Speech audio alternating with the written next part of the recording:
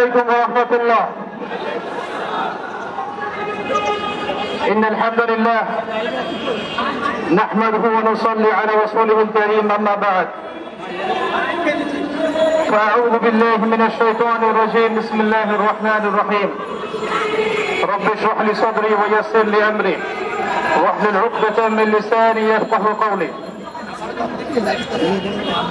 সম্মানিত উপস্থিতি, আপনারা সকলে অবগত আছেন আজকে কি উদ্দেশ্যে আমরা এখানে একত্রিত হয়েছি। আমরা কখনোই বাংলাদেশের সাম্প্রদায়িক সম্প্রীতির বিরুদ্ধে নই, কিন্তু বাংলাদেশের 90% মুসলিম রাষ্ট্রের মধ্যে যখন দিনে দুপুরে আমাদের একজন মুসলিম ভাইকে কুপিয়ে জবাই করে হত্যা করা হবে, তখন আমরা কশ্চিন কালেও চুপ করে বসে থাকবো না।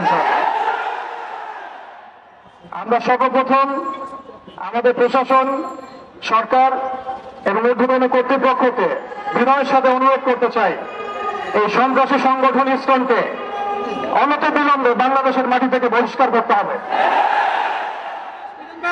এই জঙ্গি জুজুর ভয়ের খেলা অনেক হয়েছে। বাংলাদেশের মুসলিম শান্তিকামী মুসলিম, কিন্তু এমন কোন পদক্ষেপ আপনারা নিতে যাবেন না বা ভুল করবেন না যাতে বাংলার তাওহীদি জনগণ আবারও জেগে ওঠে।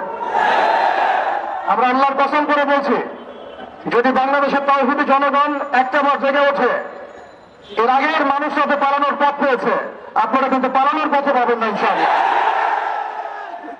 আমরা উগ্রতার পথ বেছে নিব না, আমরা শান্তির পথ বেছে নেব ঠিকই, আমরা ধৈর্য দেব ঠিকই, কিন্তু আর কতজন ভাই মারা গেলে আমাদের হুঁশ ফিরবে?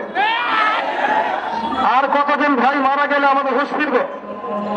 আমরা আমাদের ঊর্ধ্বতন কর্তৃপক্ষকে বিনয়ের সাথে অনুরোধ করব, যারা দিনে দুপুরে আমাদের মুসলিম ভাইদেরকে এভাবে রাস্তার মধ্যে কুপিয়ে হত্যা করেছে, জবাই করেছে, এরকম নৃশংস শয়তানি এবং সন্ত্রাসী কর্মকাণ্ডের তীব্র নিন্দা এবং প্রতিবাদ জানানোর পাশাপাশি আমরা এর উপযুক্ত বিচার দাবি করি।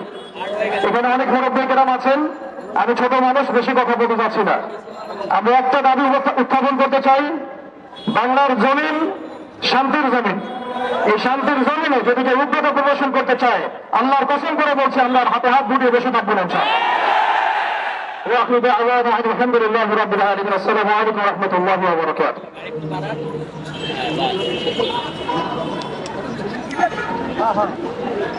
এই মুহূর্তে বক্তব্য রাখবেন হেফাজতে ইসলাম বাংলাদেশের